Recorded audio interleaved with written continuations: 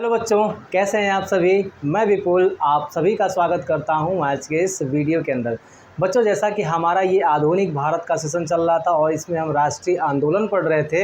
राष्ट्रीय आंदोलन के अंतिम चरण में है बच्चों, और इसमें आज का जो टॉपिक होगा वो है कैबिनेट मिशन के बारे में, क्योंकि एग्ज़ाम के पॉइंट ऑफ व्यू से काफ़ी महत्वपूर्ण टॉपिक है ये, क्योंकि एग्ज़ाम में जो इससे क्वेश्चन पूछा ही जाता है बच्चों। ठीक है, तो आइए देखेंगे यहाँ पे कैबिनेट मिशन और किस प्रकार से कैबिनेट मिशन के द्वारा एक संविधान का निर्माण होता है और संविधान के निर्माण के तत्पश्चात हमारा भारत जो है आज़ाद होता है।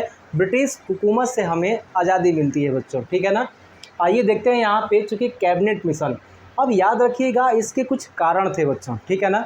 तो सबसे पहला और सबसे विख्यात कारण जो था वो था बच्चों रॉयल इंडियन नेवी का विद्रोह। ठीक है, क्योंकि आप देखेंगे जब द्वितीय विश्व युद्ध प्रारंभ था और द्वितीय विश्व युद्ध के समाप्ति के बाद जो है पूरे के पूरे भारत में असंतोष फैल गया, और असंतोष फैलने के भी बहुत सारे कारण थे। पहले हम यहाँ पे देखते हैं इसको। ठीक है ना। इस विद्रोह की शुरुआत जो है रॉयल इंडियन नेवी की जो विद्रोह थी बच्चों, इसका शुरुआत 18 जनवरी 1946 को होता है। ठीक है, 18 जनवरी 1946 को बम्बई से ये आंदोलन प्रारंभ होता है। याद रखिएगा कहाँ से, बम्बई से। और किस जहाज़ पे, MHIS तलवार। याद रखेंगे बच्चों, MHIS तलवार के 1100 नाविकों ने बच्चों विद्रोह कर दिया। ठीक है, ये विद्रोह जो था, इस विद्रोह का जो एक मेन कारण था, ये लोग कहते थे कि नस्ली भेदभाव था बच्चों। ठीक है ना। इस विद्रोह का जो भेदभाव का कारण बताया इन्होंने, क्योंकि कहा जाता था कि अंग्रेज़ों को जो है, अंग्रेज़ अपने आप को श्रेष्ठ मानते थे और भारतीयों को अपनी तुलना में निम्न कोटि का मानते थे। इस वजह से ये नस्ली भेदभाव को लेकर के रॉयल इंडियन नेवी का विद्रोह हुआ था 18 जनवरी 1946 को। ठीक है, MHI यानी कि HMIS तलवार के नाविकों के द्वारा। बच्चों याद रखिएगा कि पहला कारण जो है नस्ली भेदभाव, अखाद्य भोजन, मतलब भारतीयों को ऐसा भोजन दिया जाता था जो खाने लायक नहीं हुआ करता था, तो उस कारण से भी जो है ये विद्रोह फैला वहाँ पे। फिर आप देखेंगे कि BC दत्त द्वारा HMIS तलवार के दीवारों पे भारत छोड़ो आंदोलन, ठीक है ना, जब भारत छोड़ो था बच्चों, ये भारत छोड़ो आंदोलन के समय जो है एक नारा चला था अंग्रेजों, भारत छोड़िए। ठीक है ना, उसी का जो है ये जो BC दत्त है बच्चों, यहाँ पे HMIS तलवार जो है यानी जो नाविक है, नावे जो बच्चों, उस पर क्या करते हैं कि भारत छोड़ो शब्द लिख देते हैं नाव की दीवार के ऊपर। याद रखिए कितनी भयानक बात है। उस समय जहाँ पे अंग्रेज़ों का एक प्रभुत्व था और गांधी जी ने भारत छोड़ो आंदोलन के तहत जो है अंग्रेज़ों को भारत छोड़ो का एक संदेश दे रहे थे। पूरे भारत में ये संदेश अंग्रेज़ों तक पूरा पहुँच रहा था कि सारे अंग्रेज़ों को भारत छोड़ देना चाहिए और भारतीयों को सत्ता सौंप देनी चाहिए वहाँ पे। तो आप देखेंगे कि किस प्रकार से जो है भारतीयों के हाथ में सत्ता तो सौंपी जाती है। ठीक है ना, लेकिन बहुत सारे विद्रोहों के बाद, उसी विद्रोह में बच्चों ये था रॉयल इंडियन नेवी का विद्रोह, जिसमें कि BC दत्त के द्वारा जो है बच्चों नाव की दीवारों पे लिख दिया जाता है भारत छोड़ो, और उसी की वजह से उनको गिरफ्तार कर लिया जाता है बच्चों। ठीक है ना। और याद रखेंगे कि आज़ाद हिंद फ़ौज का मुकदमा भी चलता है। ठीक है ना, जो आज़ाद हिंद फ़ौज के सैनिकों के ऊपर जो मुकदमा चलता है वो भी एक कारण था बच्चों कि यहाँ के सैनिकों ने विद्रोह कर दिया, क्योंकि आप याद रखेंगे पूरा देश जो है आज़ाद हिंद फ़ौज सैनिकों के सपोर्ट में आ चुका था, और सपोर्ट में आने के कारण उन्हीं सपोर्ट में आप कह सकते हैं कि रॉयल इंडियन नेवी के 1100 नाविक भी थे जो आज़ाद हिंद फ़ौज पर मुकदमा चलाने का विरोध कर रहे थे, और इस वजह से भी वहाँ पे प्रदर्शन स्टार्ट हो जाते हैं। मतलब रॉयल इंडियन नेवी का विद्रोह का जो कारण है नस्ली भेदभाव, अखाद्य भोजन, और कह सकते हैं कि दीवारों पे, नाव की दीवारों पे भारत छोड़ो लिखा जाना, आज़ाद हिंद फ़ौज पर मुकदमा चलाए जाने के कारण, ये सारे के सारे जो कारण हैं बच्चों, ये एक पृष्ठभूमि तैयार करते हैं रॉयल इंडियन नेवी के विद्रोह की बच्चों। ठीक है, आगे देखेंगे यहाँ पे, चूँकि रॉयल इंडियन नेवी का जो विद्रोह कह सकते हैं कि पूरा चरम पे पहुँच जाता है, तो अंग्रेज़ इनके खिलाफ़ जो है वो एक्शन लेने के लिए राज़ी हो जाते हैं। अब वो सोचते हैं कि नहीं, अब जो है इनके खिलाफ़ एक्शन लेना ही पड़ेगा। अब यहाँ पे दिमाग लगाया कौन, दो भारतीयों ने। पहले थे वल्लभ भाई पटेल और एक थे मोहम्मद अली जिन्ना। इन दोनों ने कहा कि अगर अंग्रेज़ दमन पे उतर आएंगे तो दिक्कत हो जाएगी, और नाविकों को यहाँ पे फांसी वगैरह की जो है सजाएं देना स्टार्ट कर देंगे। इस वजह से इन्होंने अपील किया कि जो भी नाविक विद्रोह कर रहे हैं वो आत्मसमर्पण कर दें। ठीक है ना, बाकी हम आपको जो है बचाएंगे। ठीक है बच्चों, इन्होंने कहा कि देखिए आप आत्मसमर्पण कर दीजिए, बाकी हम आपके साथ खड़े हैं और हम जो है आपको बचाएंगे। तो इन्होंने आत्मसमर्पण कर भी दिया। और ये आत्मसमर्पण करते समय कहते हैं, मैं अंग्रेज़ों को आत्मसमर्पण नहीं कर रहा हूँ, बल्कि मैं अपने भारत को आत्मसमर्पण कर रहा हूँ। ठीक है ना। तो यहाँ पे ये जब आत्मसमर्पण कर देते हैं तो जाहिर-सी बात है यहाँ पे विद्रोह तो ख़त्म हो जाता है। लेकिन अंग्रेज़ों के दिमाग में ये चीज़ तो बैठ चुकी थी कि नौकरशाही भी उनसे अलग जा रही थी, क्योंकि अब जो है भारतीय प्रशासनिक सेवा के अंदर जो है बहुत बड़े स्तर पे भारतीय भी आ रहे थे बच्चों। और जो भारतीय उस प्रशासनिक सेवा में एंटर करेंगे वो क्या अंग्रेज़ों के पक्ष में होंगे क्या? जब भी विद्रोह खड़ा होगा वो भारतीयों के पक्ष में ही बोलेंगे, क्योंकि अब भारत जो है धीरे-धीरे बदल रहा था। अब चाटुकारिता की राजनीति ख़त्म हो रही थी और अब जो है देशभक्ति लोगों के अंदर जागृत हो रहा था बच्चों। और इस वजह से लोग जो है इस कह सकते हैं कि विद्रोह में खुलकर के साथ देते थे। यहाँ तक कि जो सरकारी अफ़सर भी बन जाता था, जो ब्रिटिश सेना में काम करता था, वो भी भारतीयों का साथ देता था बच्चों। और इस वजह से अंग्रेज़ों के दिमाग में एक चीज़ चलने लगा कि अब तो दिक्कत आ जाएगी, क्योंकि जो नौकरशाही के दम पे हम लोग पूरे भारत पे राज्य करते थे, वो नौकरशाही भी जो है वो भारतीयों के पक्ष में होने वाली है। और जो बचे खुचे अंग्रेज़ भक्त भी थे बच्चों, वो भी जो है भारत के पक्ष में होने लगे। उसका कारण ये था कि प्रांतों में कहीं न कहीं आकर के वापस से कांग्रेस का ही सरकार बन जाती थी। जब कांग्रेस की सरकार बन जाती थी तो अब उनके साथ समस्या खड़ी हो जाती थी, क्योंकि वो अंग्रेज़ भक्त ज़रूर थे, लेकिन पूरा का पूरा प्रशासन प्रांतों के हाथ में आने की वजह से उनको दिक्कतों का सामना करना पड़ता था। इस वजह से जो है अब कोई भी अंग्रेज़ों का साथ देने के लिए खड़ा नहीं था। अब उसमें जो है आप देखेंगे आज़ाद हिंद फ़ौज, याद रखिएगा, जो भी सैनिक थे ये लोग भी विद्रोह में सक्रिय भूमिका निभाने लगे। अब लोगों ने या फिर कह दें अब ब्रिटेन जो है महाशक्ति रह भी नहीं गया था, अब उनकी जगह पे आ गए थे सोवियत संघ और यहाँ पे यूएसए। अब वो भी जो है दबाव डाल रहे थे कि इंडिया को स्वतंत्र किया जाए, और इंडिया को या फिर भारत को कह सकते हैं कि उसके बगैर आप उस पे शासन नहीं कर सकते, उसके मंजूरी के बगैर आप उसके ऊपर शासन नहीं कर सकते, क्योंकि ये दोनों लोकतांत्रिक देश थे बच्चों। मतलब अपने हिसाब से जो है आप कह सकते हैं कि अमेरिका एक लोकतांत्रिक देश था और वो नहीं चाहता था कि एक लोकतांत्रिक देश को जो है इस प्रकार से रखा जाए। ठीक है। तो ये सारे जो कारण थे कहीं न कहीं यहाँ पे कैबिनेट मिशन को भेजने के लिए वो मजबूर कर देते हैं अंग्रेज़ों को। और यहाँ पे मैंने आपको बताया कि एक कारण और भी है, क्योंकि जब वहाँ पे आप देखेंगे लेबर पार्टी की सरकार आ गई थी। ठीक है बच्चों। और लेबर पार्टी की सरकार आने की वजह से आप कह सकते हैं कि यहाँ पे 3 सदस्यीय जो है एक समिति बनाई जाती है, जिसका नाम बोल सकते हैं आप कैबिनेट मिशन। ये भारत में ये मिशन जो है भेजा जाता है भारतीयों को सत्ता हस्तांतरण के लिए बच्चों। ठीक है ना। तो आप देखेंगे कि भारतीयों को शांतिपूर्वक सत्ता हस्तांतरित करने के लिए पैथिक लॉरेंस, जो कि 12 सचिव थे बच्चों। ठीक है ना। ब्रिटेन के अंदर 12 सचिव थे। पैथिक लॉरेंस, स्टैफर्ड क्रिप्स जो 1942 में क्रिप्स प्रस्ताव लेकर के आया था, और एवी अलेक्जेंडर बच्चों, एवी अलेक्जेंडर, स्टैफर्ड क्रिप्स और पैथिक लॉरेंस जो है वो कैबिनेट मिशन के 3 सदस्य थे बच्चों। ठीक है ना। कैबिनेट मिशन के 3 सदस्य थे और ये तीनों सदस्य जो है भारत आते हैं प्रस्ताव लेकर के कि हम भारत को आज़ाद करने वाले हैं। क्या इस मिशन में प्रस्ताव था वो भी आपको बताएंगे। ठीक है ना। अब यहाँ पे एक पॉइंट आप समझिएगा, अंग्रेज़ों का भारत से वापसी जाने का कारण क्या था बच्चों। ठीक है ना। सरकार विरोधी संघर्ष में राष्ट्रवादियों की सफलता, क्योंकि जो सरकार के विरोध में जो राष्ट्रवादी संघर्ष करते आ रहे थे उनमें उनको अब सफलताएं मिलने लगी थी बच्चों। ठीक है ना। और इससे भी अंग्रेज़ घबरा गए थे, क्योंकि पूरा भारत जो है अब कह सकते हैं अंग्रेज़ों के खिलाफ हो चुका था, लगभग पूरा भारत। पूरा में क्योंकि कुछ लोग अभी भी अंग्रेज़ों के पक्ष में थे, लेकिन लगभग पूरा भारत जो है वो अंग्रेज़ों के विरोध में खड़ा हो गया था बच्चों। ठीक है ना। सिविल सेवा में भारतीयों का प्रतिनिधित्व बढ़ना, अभी मैंने आपको बताया कि अब धीरे धीरे भारतीयों का भी जो है भारतीय प्रशासनिक सेवा के अंदर प्रतिनिधित्व बढ़ता गया है बच्चों। और इस वजह से अंग्रेज़ों के दिल में ये भी डर हो गया कि ये लोग अब हमारा साथ तो नहीं देंगे। ठीक है।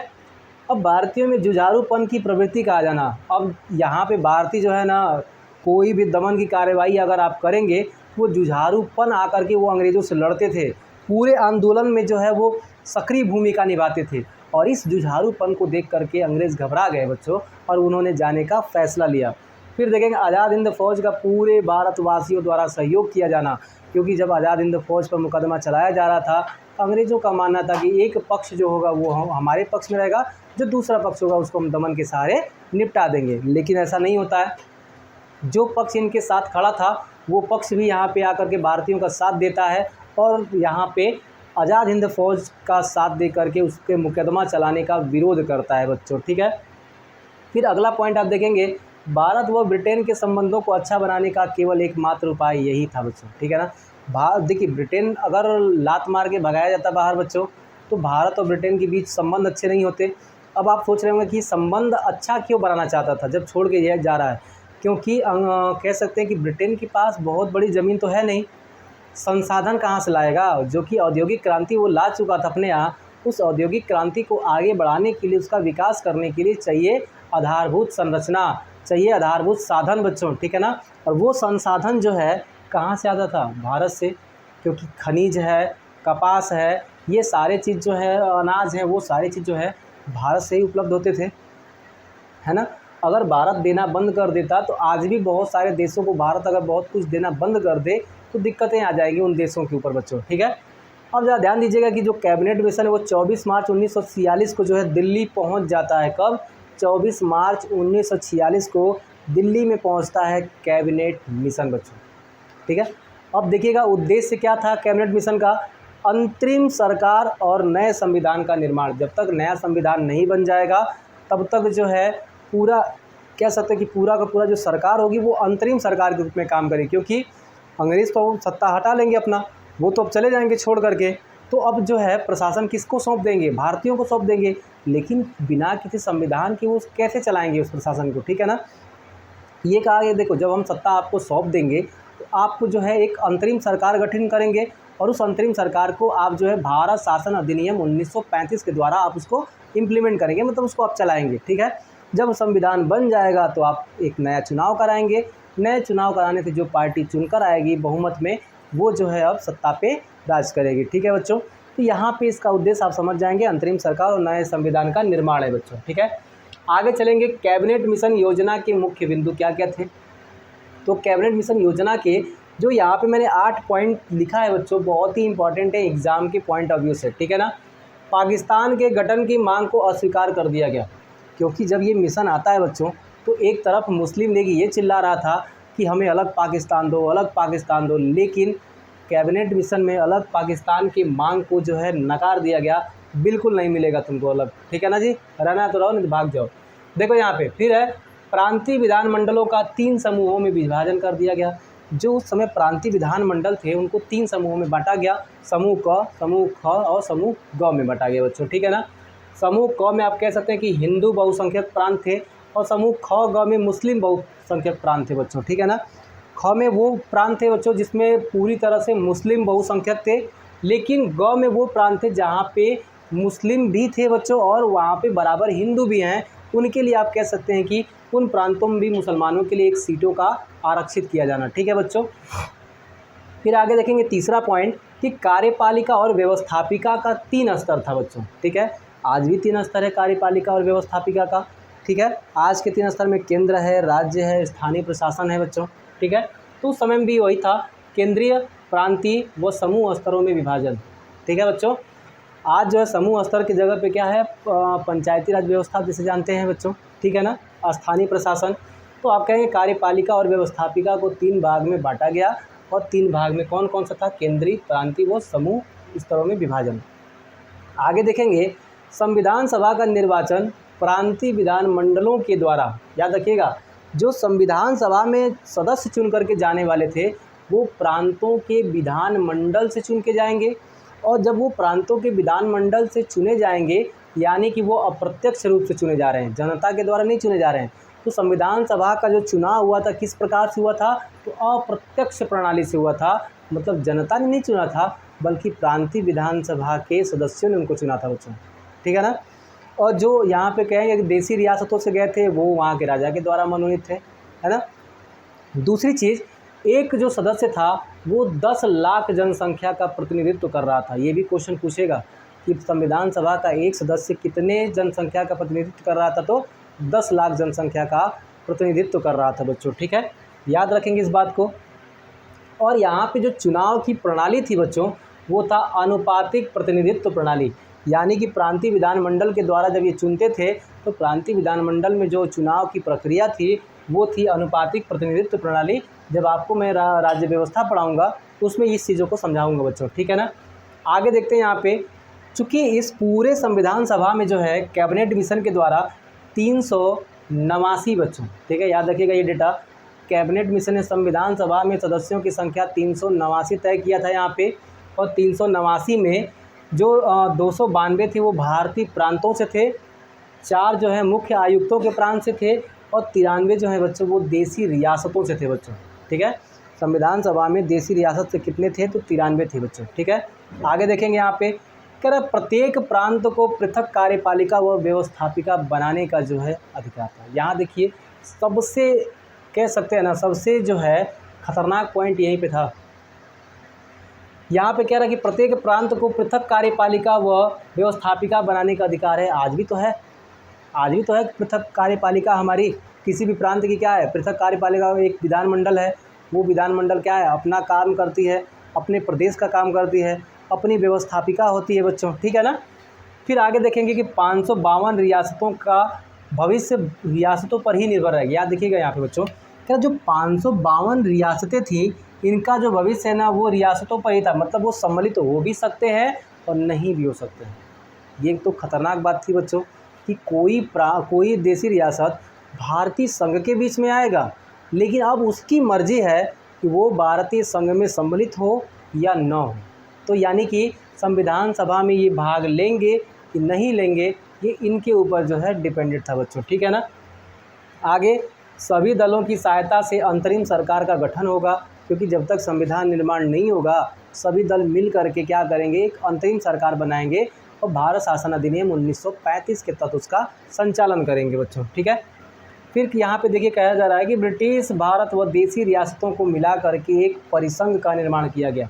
जो ब्रिटिश भारत था और जो देसी रियासत थे इनको मिलाया गया और एक परिसंघ का निर्माण होता है बच्चों, याद रखेंगे। अगर आप पूछ लिया परिसंघ का निर्माण किनके मिलने से हुआ, तो ब्रिटिश भारत और देसी रियासत, ठीक है बच्चों। अब जो है यहाँ पे मैंने आपको 8 पॉइंट जो लिखवाए हैं बच्चों, ये बहुत ही इंपॉर्टेंट है, याद रखिएगा। अभी तो इसके बाद जो मैं विभाजन पढ़ाऊंगा आपको, भारत का विभाजन किस प्रकार से होता है। एक वीडियो और लगेगा लगभग, और एक वीडियो और लगने के कारण जो है आपका पूरी तरह से जो है कह सकता हूँ कि राष्ट्रीय आंदोलन जो है वो समाप्त हो जाएगा बच्चों, ठीक है। आखिरी पॉइंट में देखेंगे 6 जून 1946 को मुस्लिम लीग और 24 जून 1946 को कांग्रेस ने कैबिनेट मिशन योजना को स्वीकार किया।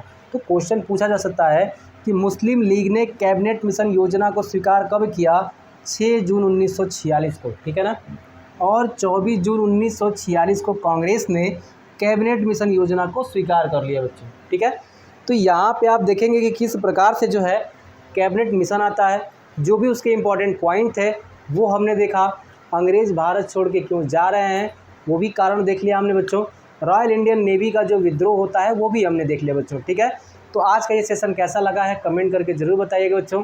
आगे जो है ज्योग्राफी का भी हम लोग का सेशन चलेगा, और जो भी आगामी आने वाली परीक्षाएं हैं उन सब में बहुत ही इंपॉर्टेंट रहने वाले हैं सारी चीज़, ठीक है। तो आज के लिए बच्चों इतना ही। जय हिंद।